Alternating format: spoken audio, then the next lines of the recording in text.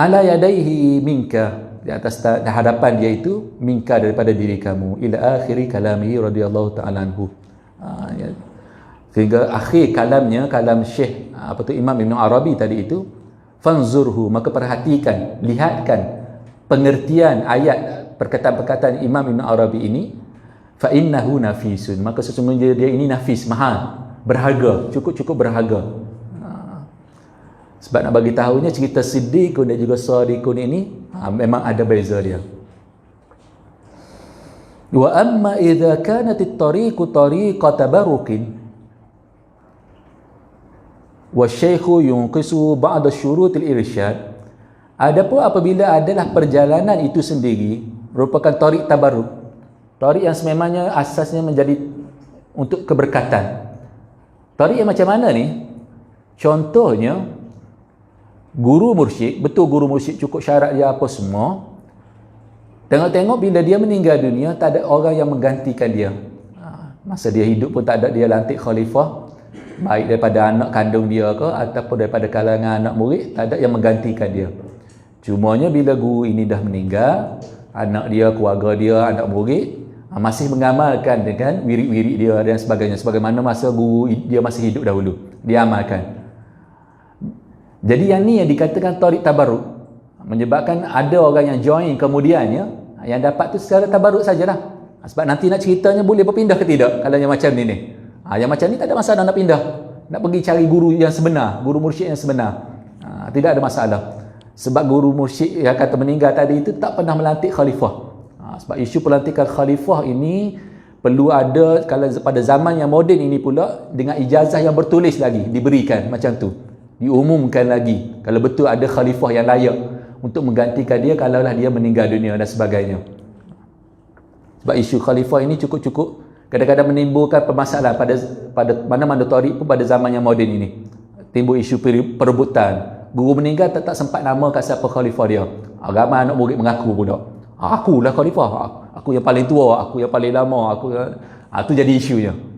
Itu menyebabkan, cumanya kalau dia masih kekalkan dengan wirid yang lama dan sebagainya, dia jadilah sebagai tariq yang tabarruk saja. Berlaku di tempat kita juga, berlaku juga di negara-negara Arab pun. Dia sebut, guru aku dulu hebat begini apa semua, betul. Cumanya rupa-rupanya bila guru dia meninggal, tak ada siapa-siapa yang dilantik sebagai pengganti dia, yang nama khalifah yang layak menggantikan tempat dia. Maka ini dipanggil tariq tabarruk. Maka kalau macam ni, kalau ada terjoin ke ambil ke, tak ada masalah, boleh amalkan, tak ada masalah, sebab itu dia ambilkan daripada guru dia yang asal. Cuma kalau nak berpindah, boleh silakan berpindah. Tak perlu kata tadi kena tanya, kena ambil izin dan sebagainya, tak perlu. Sebab dia memang dah start daripada tariq yang dah menjadi tabarruk saja. Seumpamanya apa? Seumpamanya yang berlaku pada Syekh Muhammad Zaki Ibrahim lah. Bila dia meninggal pun timbul isu siapa khalifah dia dan sebagainya. Kemudiannya baru nyata rupa-rupanya memang dah jadi tariq tabarruk. Cuma ijazahnya ada pada guru, pada Sidi Syekh. Ijazahnya ada pada Dr. Ali Jumaah. Ijazahnya ada kepada beberapa orang anak murid yang layak. Cumanya undang-undang Mesir, undang-undang tarikat Mesir ni untuk pendaftaran dia pelik sikit. Panjang lebar pula dengan cerita isu tu. Jadi nak bagi tahunya, cuma yang kita boleh bagi tahunya, isu tariq yang tabarruk ini berlaku di tempat kita, berlaku di mana-mana pun boleh berlaku. Isunya bila kata guru yang asal meninggal, tak ada pelantikan khalifah, maka dia teruskan dengan amalan yang guru dia pernah amalkan pada zaman guru dia hidup dahulu. Kalau ada terjoin ke apa, ikuti, ambil, amalkan. Mana nak pergi pula pada guru yang lain pula, itu tidak ada masalah. Sebab nanti akan diterangkan dalam kitab ini.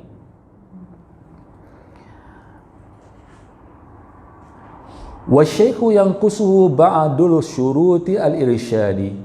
Ataupun kalau bukan tariq tabarruk pula, tapi masalah guru itu sendiri, guru hidup lagi, tapi guru itu sendiri pun yang khusus, berkurangan daripada guru itu sebahagian daripada syarat-syarat irsyad sebagai seorang guru mursyid. Sebab ada segi keilmuan daripada bidang syariah dan sebagainya, ataupun hebat tapi katanya tak ada ijazah daripada guru yang asal. Betul dia berguru dengan guru dia yang asal itu, tapi guru yang asal tak bagi ijazah. Tak boleh. Itu bukan tak boleh mengaku. Walaupun betul orang tahu dia anak murid pada guru tu, tapi guru tak pernah bagi ijazah pada dia. maka tak boleh kata nak mana-mana mengaku akulah khalifah dan sebagainya. Jadi kalau begitu sifat dia, kalau anak murid dia nak pindah pada orang lain, silakan. Tak perlu kata nak mengadu, Syekh aku nak pergi orang lain dan sebagainya, tak perlu. Sebab dia begitu sifat dia. Tapi ini pun perlu pada pandangan juga, mana pandangan yang teliti juga. Sebab tadilah kadang-kadang anak murid nampak kesempurnaan guru, kadang-kadang tak nampak, tak tahu apa kelebihan guru dia. Lama dah berguru dengan guru tu tapi tak nampak apa-apa. Guru ni bila aku nak tengok kelebihan dia? Bila karamah Syekh ni aku nak nampak? Masalah juga ni buat cerita karamah ni saja. Kenapa berguru dengan guru tu? Aku nak tunggu tengok nanti kalau ada karamah aku nak bersungguh guru, nak berguru dengan dia. Kalau tak ada, aku nak lari pada orang lain. Orang lain ada cerita karamah 24 jam sehari semalam. Ni pun cerita masalah juga. Tak kena cara. Mana kefahaman apa itu karamah yang sebenar, yang dikatakan istiqamah tu, tu yang tak faham. Cerita karamah ni cerita benda, asalkan benda pelik, tu dah dia nak. Tu pun masalah. Tak apalah, itu banyak cerita panjang pula kalau nak ceritakan itu saja. Pertamanya dikatakan tarik itu telah bertukar menjadi tarik tabarruk. Yang keduanya, kalaulah guru itu guru yang bukan yang sebenarnya, kekurangan beberapa syarat irsyad yang utama. Au ta'addada matlubul muridi, ataupun berbilang-bilang tuntutan ataupun niat kemahuan si murid ini. Bukan permasalahan pada guru, bukan masalah pada tarik. Tadi permasalahan pada tarik, permasalahan pada guru. Apa ceritanya? Tarik betul dah, okey dah. Kalau guru pun guru, cukup syarat apa semua dah. Tapi masalah murid yang mari datang nak belajar tu, yang nak ambil bid'ah dan sebagainya itu, kemahuan macam-macam. Mahunya asalnya untuk jadi hamba Allah Ta'ala. Kalau aku dapat karamah jadi tok wali pun bagus juga. Ramai cium tangan. La haula wa la quwwata illa billah. Kalau berbilang macam tu, tu pun cerita merosakkan. Kalau tak merosakkan pun melambatkan, merencatkan dengan perjalanan kerohanian dia. Pun masalah juga. Au khalafat niyatul muridi himmatasy syaikhi, ataupun berselisihan, berbeza niat si murid nak tuju ke lain, kesungguhan guru mendidik ini untuk bawa dia ke satu arah yang lain. Ini pun payah juga, berselisih. Ia kena sama-sama hebat. Guru memang hebat, memang betul nak mendidik, mentarbiah.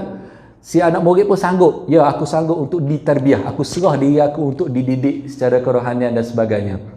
Ini pun satu masalah. Kalau guru je bersungguh, anak murid tak ada apa. Tak menjadi juga. Kalau paling kurang tak menjadi pun dengan maksudnya, maka perjalanan dia itu akan lambat. Orang lain cepat dah sampai dah, dia duk mengesok lagi. Itu pun satu hal juga. Jadi jangan marah pada orang lain, jangan marah pada guru, jangan marah pada tarik. Isunya diri dia sendiri itu tengok betul kan. Sebab itu Sayyidi Syekh Yusuf sebelum mengambil bai'ah ataupun selepas pada ambil bai'ah, dia selalu tanya soalan ini, dia lontarkan soalan ini. Apa yang kamu mau? Kamu nak apa? Mana datang ambil bai'ah, bersusah payah cari guru mursyid, dah jumpa guru mursyid, dah tengok apa semua, memilih jauh datang ke sebagainya, guru ataupun susah nak berjumpa dengan guru, datang pada jauh, susah nak jumpa dan sebagainya, bersusah payah. Guru, lepas tu dah bersusah payah itu guru terima dan sebagainya. Nak apa sebenarnya daripada perjalanan ini? Kepentingan peribadi ke, ataupun sebenarnya lillahi ta'ala ke, nak jadi hamba Allah Ta'ala ke, macam apa? Maka ini yang nak menjawabkan persoalan setakat mana anak murid ini kesungguhan dia apa. Itu yang jawapan kepada persoalan ini menentukan kita ini duduk dalam kategori apa. Kita ni sadiq ke, siddiq ke, ataupun entah anak murid yang macam mana, tu wallahu a'lam. Jawapan kepada yang dikatakan apa yang kamu mahu tu, itulah yang menentukan kita duduk kategori yang mana. Boleh tanyalah. Dan masing-masing ada jawapan masing-masing. Jangan tanya, kamu jawab apa? Jangan tanya itu pula. Kalau Syekh dah tak tanya nanti, jangan pula soalan bocor pula. Tapi isunya nak katakan guru dah bersungguh, tapi niat muridnya lagu lain.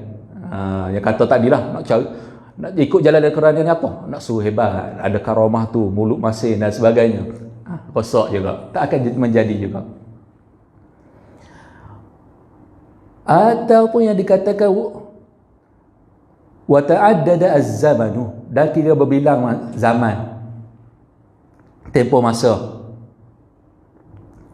Dengan maksudnya dikatakan tempoh masa yang dikatakan guru, contohnya guru suruh tapi bukan kata tak buat, tapi kemudian lewat dah sikit yang dilakukan oleh anak murid itu kan. Sebab dikatakan, bahkan disebutkan oleh para masyayikh kita dalam syair-syair yang dia ataupun anasyid ataupun dalam qasidah yang dia selalu sebutkannya, masuk tarik ni tak perlu lama, sehari ke 2 hari kalau betul jujur. Siddiq tadi tu, kalau betul jujur sehari ke 2 hari ni nasihat dia, ni wirid dia, kamu buat ini, insya-Allah nanti kamu akan tengoklah hasil dia. Tengok macam ceritanya, kalau boleh ceritanya macam utama Imam Abu Hasan Syazuli dengan guru dia Syekh Abdul Salam bin Mashish. Dia duduk dengan guru dia berapa lama? Berapa minggu je. Jadi guru dia dalam beberapa minggu itu, ni wirid kamu, nanti kamu, tempat khulwah kamu di bukit sekalian, kamu duduk di kampung Syazulah ni, kamu bergaul dengan para ulama dia, kamu duduk dengan para ulama, mengajar apa semua, duduk di situ. Nanti kamu ditakdirkan kamu akan berpindah ke Mesir, nanti futuh kamu di sana. Dan itulah kali pertama dan kali terakhir dia berjumpa dengan guru dia.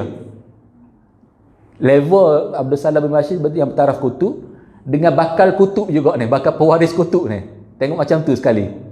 Tak perlu lama, tak perlu 40 tahun, 50 tahun, bukan itu. Tapi kalau ada bagus, alhamdulillah. Bukan kata ni setahun dah duduk dengan guru, tak ada apa kesan. 2 tahun, tak ada apa-apa. 3 tahun. Makin garu pada lagi. Tu ada juga anak murid pun macam tu juga ada. Isunya bukan, kadang-kadang bukan pada masalah tarik, bukan masalah pada guru, masalah pada diri murid itu sendiri. Apa yang dia mahu sebenarnya? Niat dia apa masuk pada tarik ini? Baik. Tadud zaman au faraqa syaikhahu bi mautin. Ataupun dia berpisah akan guru dia itu dengan kematian. Kalau murid bagi mati dulu tak ada timbul lah cerita ni. Isunya tiba-tiba dia tengah darbiah oleh guru, tiba-tiba guru yang pertama dia meninggal. Jadi kadang-kadang menyebabkan kadang-kadang himmah anak murid ini kadang-kadang akan berkurangan juga, tak akan ada kemajuan. Mana sama ada dengan mati yang guru dia yang pertama itu menyebabkan dia duduk di takut yang sama saja, ataupun dibimbingi dia akan makin menurun kalau dia tidak sambung pentarbihan didikan kerohanian itu dengan seorang guru yang masih hidup lagi. Mahabbah guru yang pertama tak pernah putus. Tapi perlu dia untuk dididik lagi dengan adanya guru yang kedua yang hidup. Awayaruhu min hawadithiz zamani.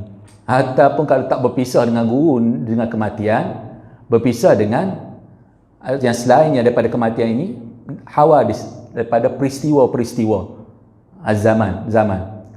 Contohnya macam sekarang ni. Agak-agak Sayyidi Syekh Yusuf yang mengelahnya bulan 3 tahun lepas.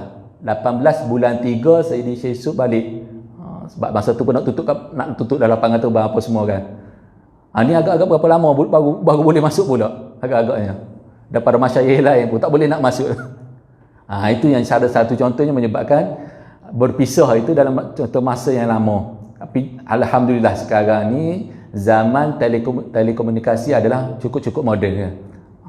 Tak dapat Facebook melalui WhatsApp. Tak dapat WhatsApp, ada telefon, ada email, ada apa. Boleh berhubung. Yang isu ni bila kalau guru tak mati pun tapi terpisah jauhnya, tak dapat nak berhubung dalam tempoh masa yang lama ni, disebabkan pada zaman dahulu memang komunikasi ni agak susah. Contohnya berlaku sendiri kepada Syekh Muhammad Al-Hashimi. Kita sebut pada Perang Dunia yang pertama, Syekh Muhammad Hashimi pindah dengan keluarga dia. Dia pindah dengan guru mursyid dia. Sebab guru mursyid dia pindah berhijrah ke Dimash ataupun ke Syam pada masa itu, Syekh Muhammad bin Yalis. Cumanya dengan takdir Allah Subhanahu Wa Taala, rupa-rupanya pelarian daripada Algeria ini dipisahkan, diasingkan. Sebahagian duduk di Syam dan sebahagian lagi dihalau pergi ke Turki. Jadi Syekh Muhammad Hashimi ni dengan takdir Allah Ta'ala-nya termasuk dalam grup yang terpaksa pergi ke Turki. Jadi dia tidak dapat berjumpa dengan guru mursyid dia ini dalam tempoh masa 2 tahun. Lepas pada dah 2 tahun itu baru boleh dia datang daripada Turki dan jumpa dengan guru dia dan duduk di Dimash. Balik semula baru boleh suruh balik dan sebagainya. Itu yang contohnya hawadisiz zaman ni. Macam mana contoh dia? Ada benda-benda yang menghalang. bukan sekadar kematian saja, tapi ada benda-benda yang menghalang murid ini untuk berkomunikasi dengan guru dia dalam beberapa tempoh, lebih lagi tempoh yang cukup lamanya, yang dikatakan menghalang dia untuk mendapatkan bimbingan kerohanian. Cuma kita ini dengan adanya telekomunikasi dan sebagainya yang baru, media yang moden, boleh tak putus pun dengan guru boleh mengajar, kita boleh tengok, kita boleh ada nak tanya, boleh hantar mesej, boleh hantar telefon, video call lagi. Maknanya tidak ada masalah halangan pada zaman sekarang. Wa kana lam yutammim sayrahu ila Allah fit tariqi, dan adalah si murid ini belum lagi dia menyempurnakan perjalanannya menuju kepada ma'rifatullah itu fit tariq, di dalam jalan kerohanian ini. Guru dia meninggal, tengok diri dia belum lagi sempurna, mana kena cari lagi. Mana kalau terhalang tadi, mana adakah dia telah sampai sempurna dan sebagainya, adakah dia telah sampai pada tahap yang sepatutnya. Mana kalau dia belum sempurna lagi, berpisah dengan guru dan sebagainya disebabkan beberapa sebab yang tak dapat dielakkan ini, maka itu yang dikatakan perlulah kepada panduannya dia. Walam yuhassil maqsudahu minat tariqi, dan belum lagi dia mencapai tujuannya daripada jalan kerohanian ini ala yadihi, di atas tangan pentarbiyahan si guru mursyid ini, disebabkan beberapa halangan tadi. Fayajibu alaihi suhbatu man yutammim lahu sulukahu, maka wajiblah kata si murid ini untuk dia suhbah orang yang boleh menyempurnakan bagi diri dia akan perjalanan kerohanian dia. Sebagai contohnya berlaku pada beberapa anak murid. Syekh Naim Al-Jilani, ni kalau anak murid betul pada Sayyidi Syekh Yusuf, tahulah nama ni. Nama ini adalah seorang guru mursyid yang dalam tarikat Qadiriyah yang berasal pada Pakistan. Beberapa beberapa orang murid daripada guru Syekh Naim Al-Jilani ini berhijrah ke Kanada, dan Sayyidi Syekh pada masa itu berada di Kanada. Jadi anak-anak murid Syekh Naim ini, dia tak dapat nak berhubung selalu secara kerap dengan Syekh Naim yang berada di Pakistan. Cumanya dia bagi tahu, kata di Kanada ni ada seorang guru mursyid juga yang cukup syarat dan sebagainya. Maka Syekh Naim Al-Jilani dia pun kirimkan satu risalah dan juga satu ijazah kepada Sidi Syekh Yusuf supaya memberikan izin untuk membimbing anak-anak murid dia ini. Nak ceritanya macam ni cerita dia. Mana dalam beberapa keadaan, beberapa halangan berlaku pada si murid ini, guru meninggal dunia, ataupun guru tak meninggal tapi dalam keadaan susah nak dapatkan bimbingan dan sebagainya, maka dia kena cari guru yang boleh membimbing dia dengan tanpa terputus tersebut.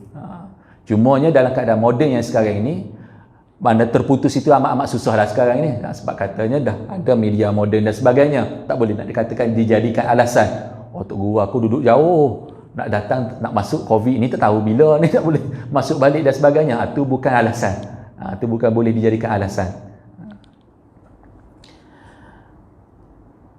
Wa yusiluhu ila matlubihi minat tariq, dan untuk menyampaikan akan si murid ini kepada kehendaknya, kemahuannya daripada jalan kerohanian ini.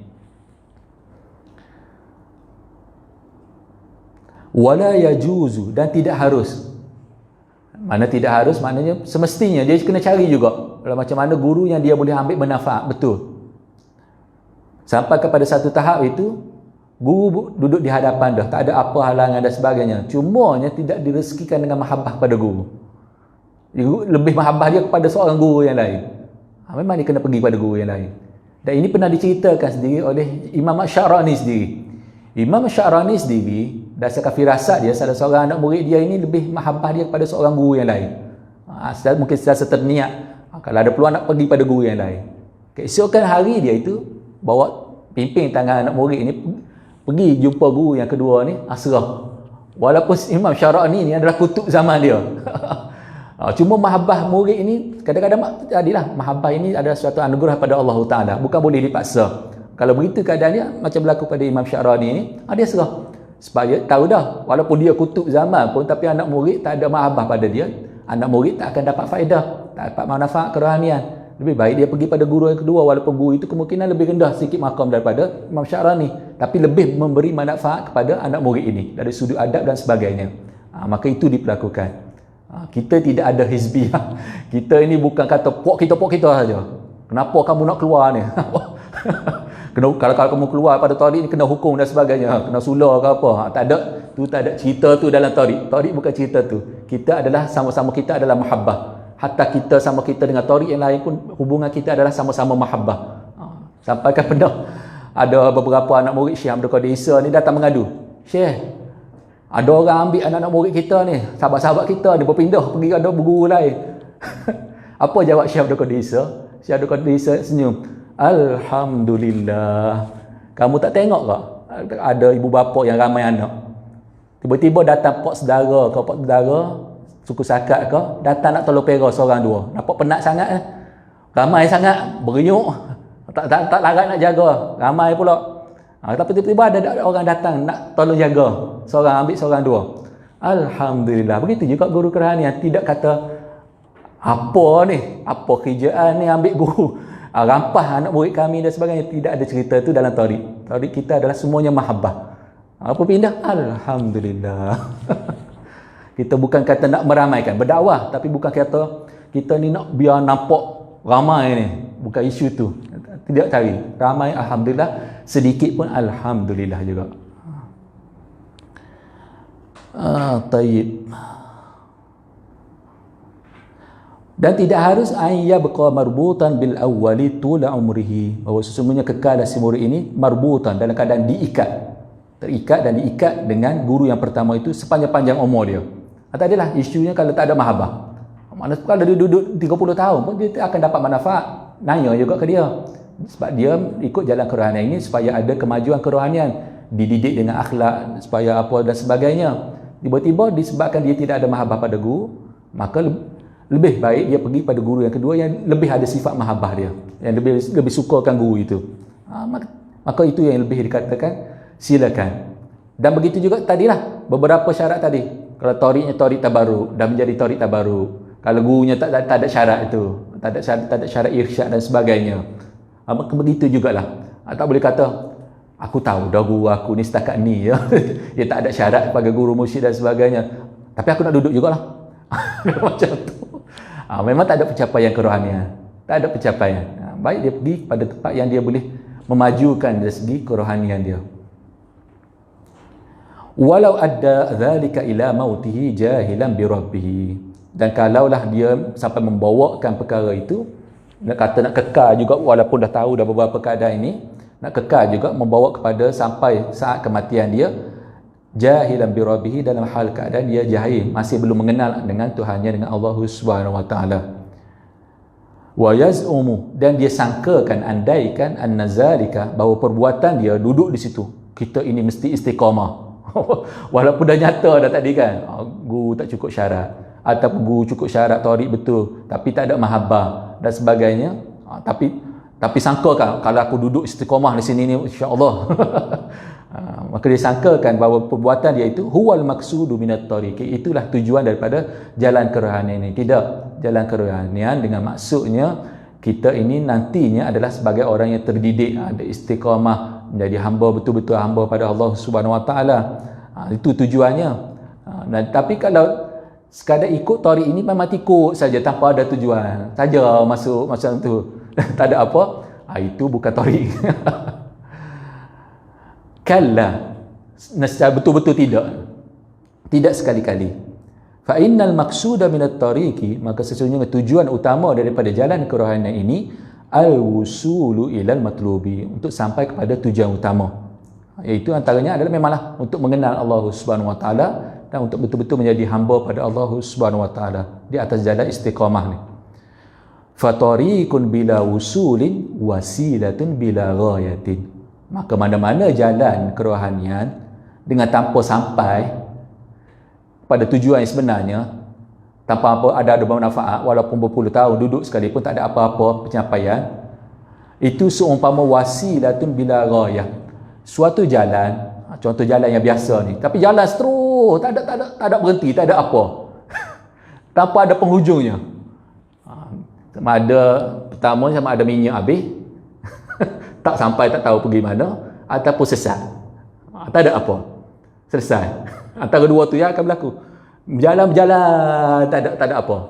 Mana bukan itu. Perjalanan kerohanian pun begitu juga. Tahu nak pergi ke mana, nak bermula kat mana, dan tahu nak tuju ke mana. Begitu juga. Tidak sia-sia belaka. Kenapa nak baca wirid ni? Kenapa beramal ini? Kenapa kita masuk suluk, khalwah dan sebagainya? Ini semuanya bertujuan. Innamal a'malu binniyat. Hanya asalnya amalan ini terima dengan niat.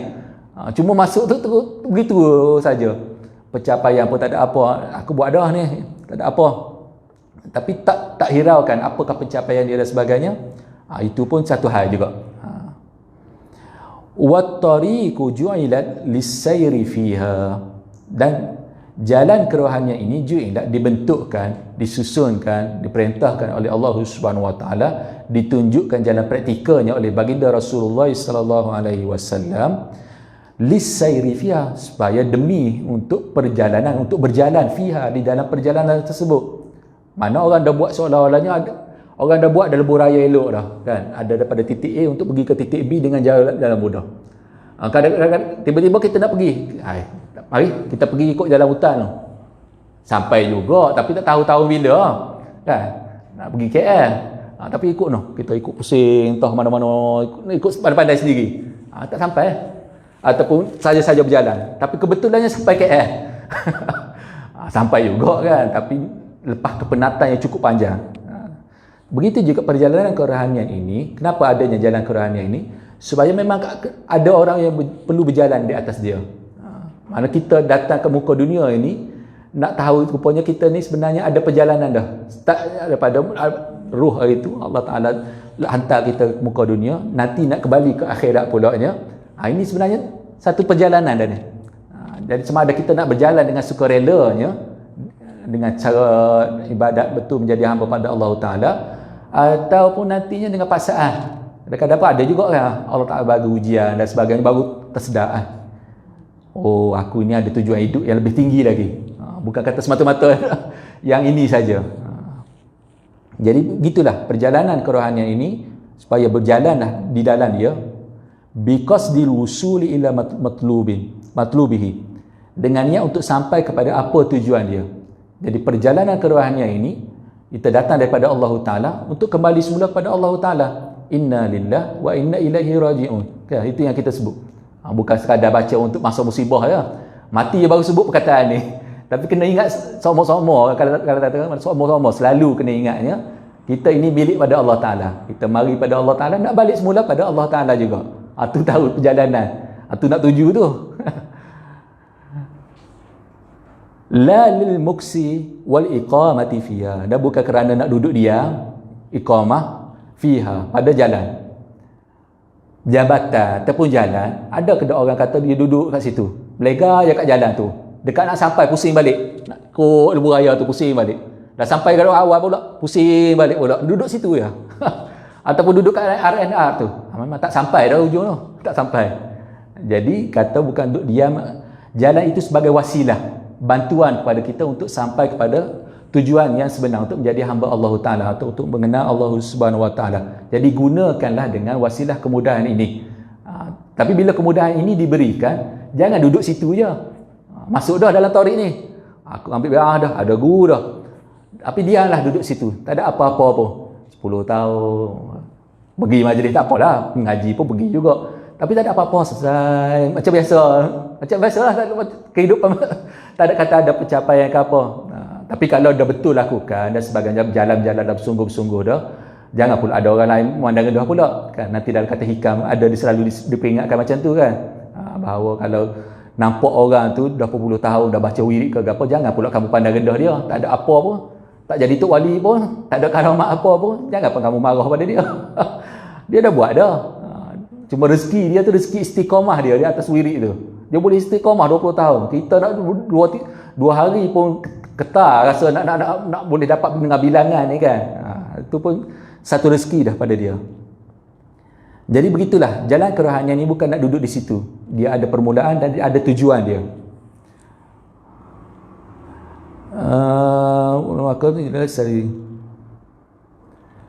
Walau adda zalika, dan kalaulah takut-takut bimbangnya membawakan kalau dia duduk diam je di situ tanpa berjalan, duduk dah di jalan tapi tak berjalan, maka membawa kepada sampai kepada saat kematiannya jahilan bi rabbih, dan kadang dia belum lagi mengenal Allah Subhanahu wa taala. Wal muradu bil muridi al haqiqi, apa yang dikehendaki, apa yang dimaksudkan daripada murid ataupun salik yang hakiki, yang sebenarnya. Siapa yang sebenarnya murid hakiki ni? Wahwa, dan dia itu allazi sallama nafsahu mubasharatan bil fi'li lisyaikhil mursyidi, yang dia serahkan jiwa kerohanian dia itu mubasharatan, secara langsung. Mana bayar secara langsung, bil fi'li, dengan cara betul, bukan mimpi, bukan apa. Aku bayar ada dengan guru aku, bila dalam mimpi, tak jadi. Kalau betul pun dalam mimpi pun, mana itu petanda, betul-betul bayar lah, kena jumpa lah dengan guru tu yang kamu mimpi tu, pergilah ambil bayar dengan dia dan sebagainya. Bil fi'li tu yang dikatakan bil fi'li tu, secara betul-betul, secara realitinya. Kalau tak di mimpi, kena realiti. Kalau sekadar cita-cita, tunaikan cita-cita ni. Betul-betul berjumpa guru, ambil bayar, serahkan serahkan diri kita, kerohanian kita ini untuk dia didik. Lisyaikhil mursyidi, kepada seorang guru yang bertaraf mursyid ini, yang syaratnya al-hayy. Itu salah satu lagi syarat pada guru mursyid ni, mesti yang hidup. Yang kata, sebab itu bila kata dah meninggal dunia dan kita belum lagi sempurna didikan, silakan cari seorang guru kedua yang masih hidup.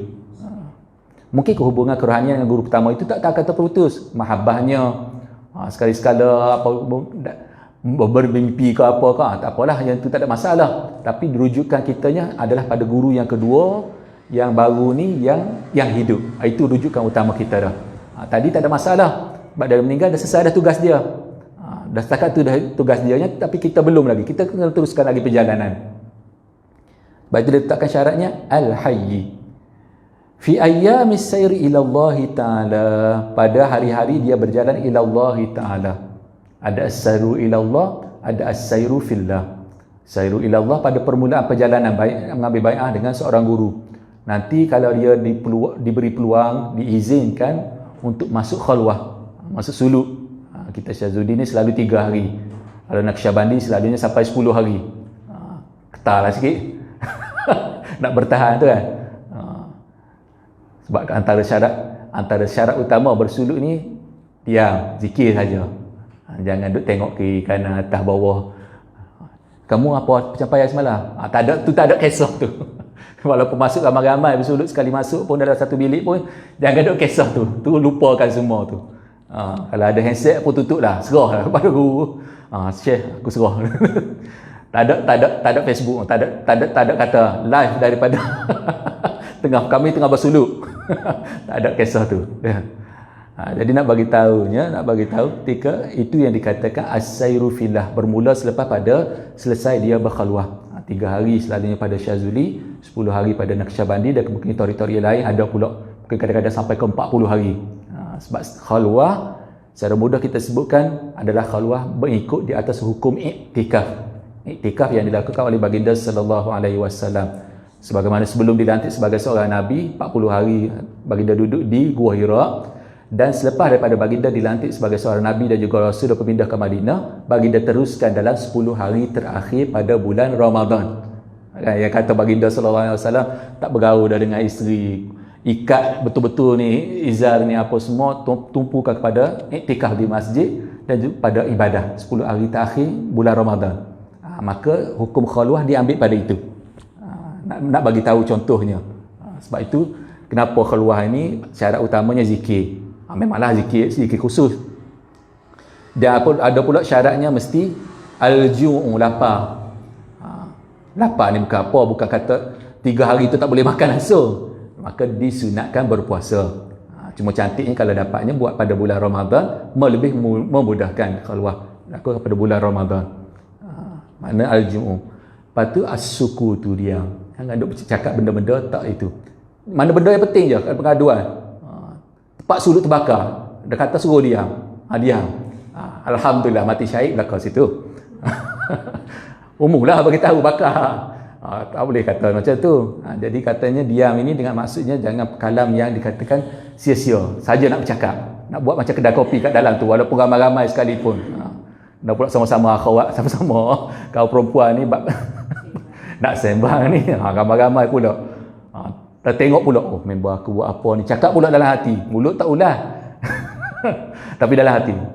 Dah lepas pada suluk keluar tu, pada keluar itu buat laporan pula. Oh aku tengoklah yang si A buat ni macam ni, yang si B buat tu tak jadi, keluar tak jadi, keluar ataupun suluk tak jadi macam tu.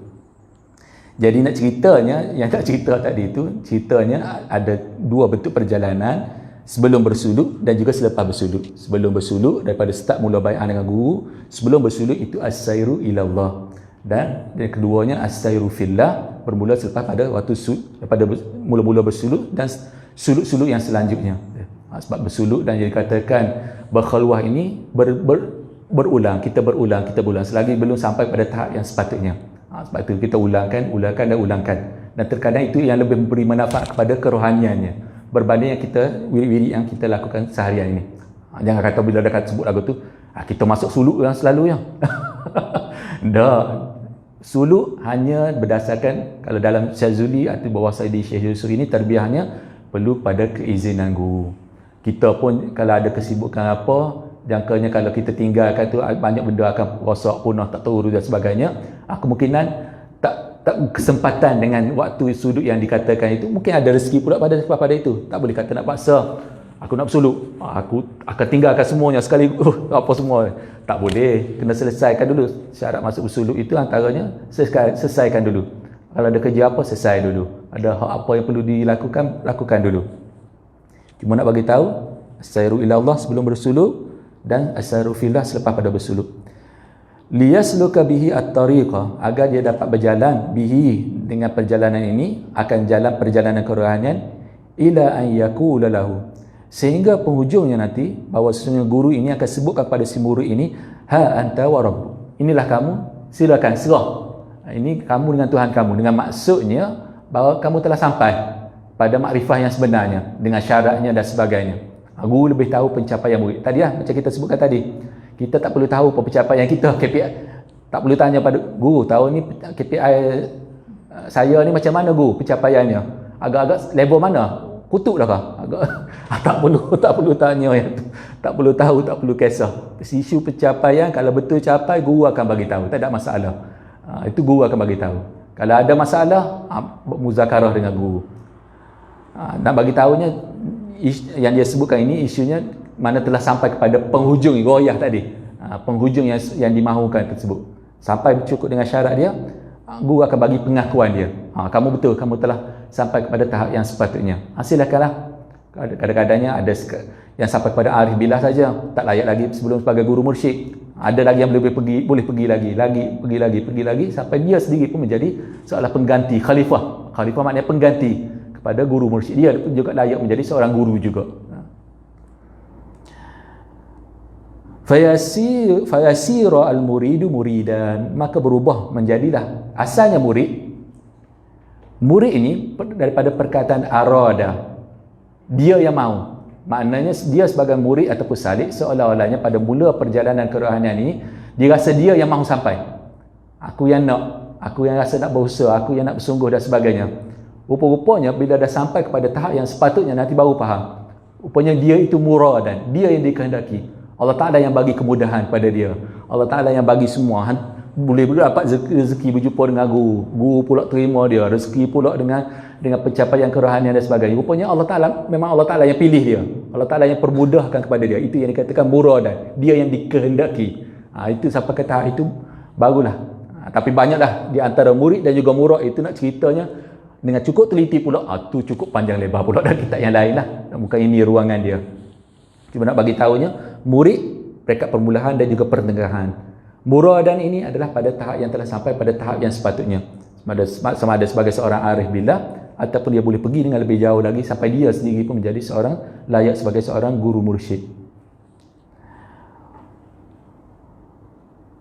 Wahakaza, dan sedemikian jugalah yakunu muddata ayyami dukhulil muridi al-haqiqi al-khalwata ala yadi syekh al-hayy. Al-Musalliki. Beginilah berlaku juganya pada hari-hari tempoh, muddat itu tempoh, ayam hari masuknya seorang murid hakiki yang sebenarnya khalwah.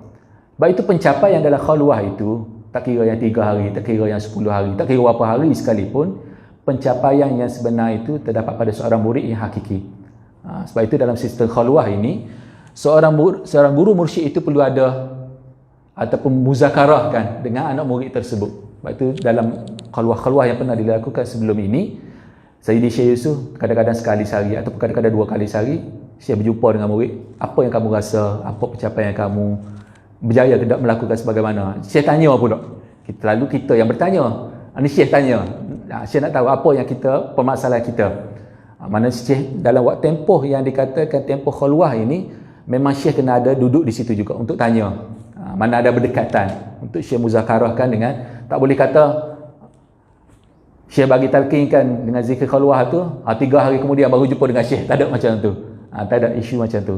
Kadang-kadang Syekh cukup menjaga sampaikan sekali atau 2 kali sehari, Syekh akan tanyakan apa masalahnya, apa yang kamu rasa, ada rasa malas ke apa ketika berzikir, ketika khalwah ni dan sebagainya, apa halangan dia, selalunya itu.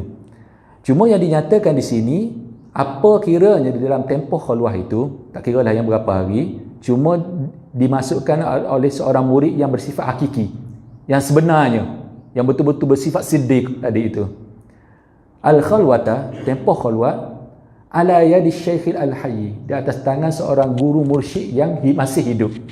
Atau boleh kata bermimpi malam, guru aku yang suruh, guru hidup tapi suruh dia dalam mimpi. Tak boleh juga. Kalau dia mimpi sekalipun kena pergi rujuk pada guru dia. Guru, semalam aku mimpi kamu suruh aku masuk khalwah dan sebagainya. Kena tanya. Sebab khalwah tak boleh kata pandai-pandai sendiri nak masuk. Semua dia dengan keizinan guru. Tak boleh kata memandai-mandai. Dalam beberapa perkara, Sayyidi Syekh akan bagikan keizinan penuh. Contohnya, nak mengaji fiqh, akidah dan sebagainya. Silakan, mengaji dengan siapa-siapa pun. Asalkan akidah ahli sunnah wal jamaah, silakan nak ngaji fiqh dengan siapa, dengan itu ke apa. Tapi dalam beberapa perkara, contoh bab khalwah, dalam contoh bab hadrah dan sebagainya, ini perlu kepada keizinan pada guru. Jangan pandai-pandai kata nak landapi. Aku nak masuk khalwah sendiri. Tak boleh. Kecuali kalau memang ada keizinan daripada guru lah. Guru bagi keizinan pada beberapa orang contohnya. Silakan kamu nak masuk sendiri, silakan. Al-Musalliki, yang ada kemampuan ataupun yang ada keizinan untuk mentaslikkan, untuk memasukkan seseorang ke dalam suluk ini. Sebab itu dalam Syazuli ini 2 tahap pengijazahan. Pertama, pengijazahan pada seseorang itu dengan wiri'am, hanya mampu memberikan wiri'am itu saja. Dan tahap yang keduanya, dia mampu untuk memberikan memasukkan seorang yang lainnya pula kepada suluk, di dalam suluk atau ke dalam khalwah. Biniyatil wusuli ila ma'rifatillahi ta'ala bisyuhudi wal ayani, dengan niat untuk adanya pencapaian kepada mengenal Allah Ta'ala dengan jalan musyahadah dan juga dengan jalan al-ayani, pada tahap yang lebih tinggi lagi. Kalau begitu keadaan dia, maka dalam keadaan sekejap saja, tak perlu kata nak tunggu sampai ke 3 hari itu ataupun sampai habis tempoh khalwah itu pun. Kadang-kadang yang hakiki, murid yang hakiki tadi itu, yang siddiq tadi itu, ini kadang-kadang dia yang dulu sampai. Yang orang lain itu 3 hari, 10 hari, berapa kali ulang pun. Apa ceritanya? Tak ada apa pun, Syekh. Tak ada apa. Tak apa, Syekh lebih tahu cerita tu. Ada yang betul nak sampai kepada jalan makrifah ini, tak perlu kata jalan, tak perlu masa yang lama. Contohnya yang sering diceritakan, contohnya Syekh Muhammad Al-Hashimi, pengarang kita ini, dia memasukkan pada satu kalinya Syekh Abdul Qadir Isa dalam khalwah. Apa jadinya? Tadi ceritanya kalau khalwah 3 hari, 10 hari ke apa dia. Selepas pada 4 jam, Syekh Muhammad Al-Hashimi panggil keluar Syekh Abdul Qadir Isa dan terus bagi ijazah sebagai guru mursyid. Level dia. Guru yang bersungguh, Syekh Muhammad Al-Hashimi, dengan seorang yang bertaraf murid hakiki, contohnya yang ada pada Syekh Abdul Qadir Isa, walaupun dia yang antara yang terkemudian. Dia jumpa dengan Sayyidi Syekh Muhammad Al-Hashimi ini berapa tahun sebelum kematian ataupun kewafatan Syekh Muhammad Al-Hashimi. Dia yang terkemudian, tapi dia yang terdahulu, mendahului semua orang yang lain. Dan itu yang diberitahu. Cuba baca balik terjemahan kitab Haqaiq An-Tasawuf jilid yang kedua itu, pada yang sebelah belakang tu cerita bagaimana pertemuan Syekh Abdul Qadir Isa dengan Syekh Muhammad Al-Hashimi. Dia ceritakan di situ bahawa dia ketika berjumpa dengan Syekh Muhammad Al-Hashimi di masjid di Dimash tu, dia jumpa bahawa Syekh Muhammad Al-Hashimi ni baru lepas pengajian kitab akidahnya dengan beberapa orang, dan Syekh Muhammad Al-Hashimi menyambut dianya, kamu antara yang terakhir yang terlewat jumpa dengan aku, tapi kamu yang paling awal sekali sampai dalam jalan kerohanian. Kalau betul macam tu, nak cerita yang macam ni lah ni, nak ceritanya murid hakiki, guru yang betul, hidup cukup syaratnya apa semua, dimasukkan pula oleh guru ini, anak murid yang betul ini ke dalam khalwah, maka pencapaian itu begitu sekali dalam tempoh masa yang cukup singkat.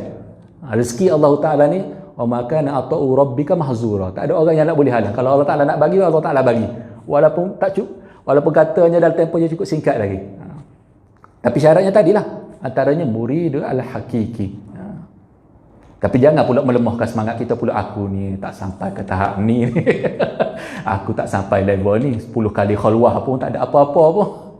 Jangan lemah semangat, insya-Allah ada rezeki.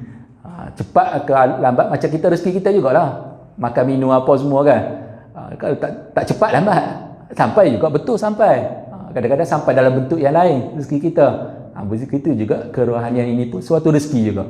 Sama ada cepat pada setengah orang, ada cepat, ada masa yang telah ditentukan pada masa yang tepat yang Allah Ta'ala berikan, ataupun dalam suatu bentuk yang kita tak akan sangka-sangkakan.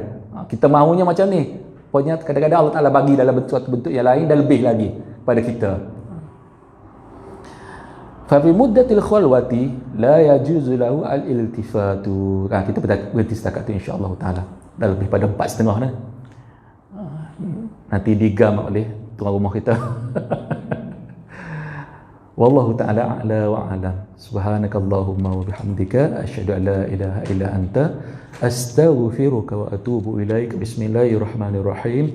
Wal 'asr innal insana lafi khusr illa alladhina amanu wa 'amilus solihat wa tawasaw bil haqqi wa tawasaw bis sabr. Walhamdulillahi rabbil alamin. Ada nak tanya apa-apa ke? Silakan Kak.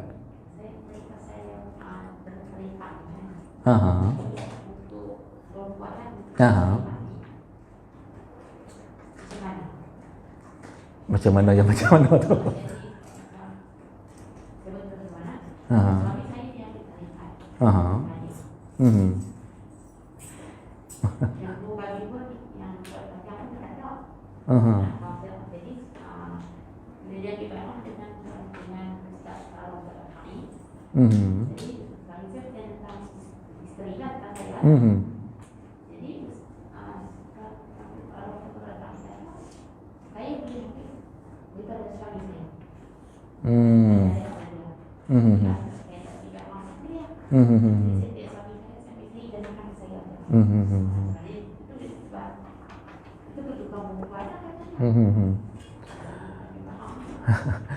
Sebab dia banyak berbeza daripada satu tarik pada satu tarik, lebih lagi melibatkan anak-anak murid ataupun salikah ataupun anak murid perempuan ni.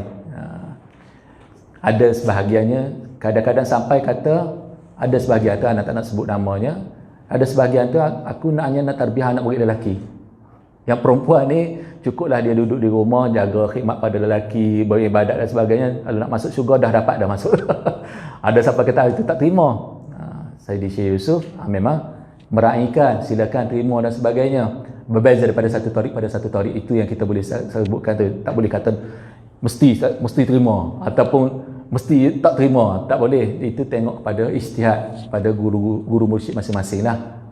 Jadi kalau tengok pada keadaan guru mana yang nak di itu tu. Berjumpa dengan betulan direzekikan jumpa dengan guru yang memang tak terima, tak boleh nak ambil, tak boleh nak pasal. Dia kata dia memang dia tak terima guru anak murid perempuan. Tak boleh nak buat apa, takkan nak buat pasal pula. Guru betul, ijazah cuma cukup lekat apa semua. Cuma kemungkinan keizinan dia, wallahu a'lamu bissawab. Maknanya dia kata nak anak murid lelaki dia. Tak boleh juga nak pasal. Jadi kalau ada yang meraihkan dengan anak murid perempuan dan sebagainya, tak ada masalah. Boleh terima anak murid perempuan, masuk sebagai salikah dan sebagainya. Sebab ini kadang-kadang perbezaan pendapat juga daripada kalangan kaum sufi ni. Jadi ada ke tak wali kutub pada kalangan perempuan? boleh ke kaum perempuan ini menjadi nantinya sampai ke satu tahap menjadi seorang guru mursyid? Lebih tinggi lagi. Oh, hebat Syekhah. Macam mana? Sayyidi Syekh Yusuf, guru-guru kami, Syekh Muhammad Zaki Ibrahim, dia kata dalam syair-syairnya dia apa? Lepas tu Rabbana itu Adawiyah tu siapa? Takkan perempuan? Lelaki pergi mengaji dengan dia. Jadi tak ada masalah dah. Tapi ini atas istiak masing-masing. Istiak masing-masing. Tak boleh kata nak paksa. Yang tak nak terima murid perempuan katanya kena melalui jalan suami dan sebagainya. Sebab ada, dia kena faham ada guru-guru musyrik kita ini cukup warak. Mana hatta bila kata nak ada apa-apa saja berkaitan dengan kaum wanita ni, kalau boleh dia nak kurangkan, nak minimalkan. Contohnya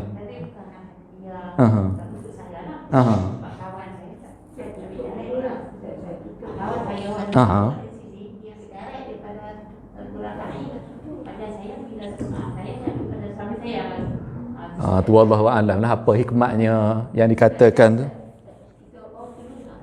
Tak apa, tak ada masalah. Takut ulasan apa tu. Tapi macam tadilah, dia sebenarnya isunya bukan permasalahan. Kita kena faham lah macam yang anda sebutkan tadilah, kena faham. Sebagai guru sifatnya dia melebihkan sifat warak.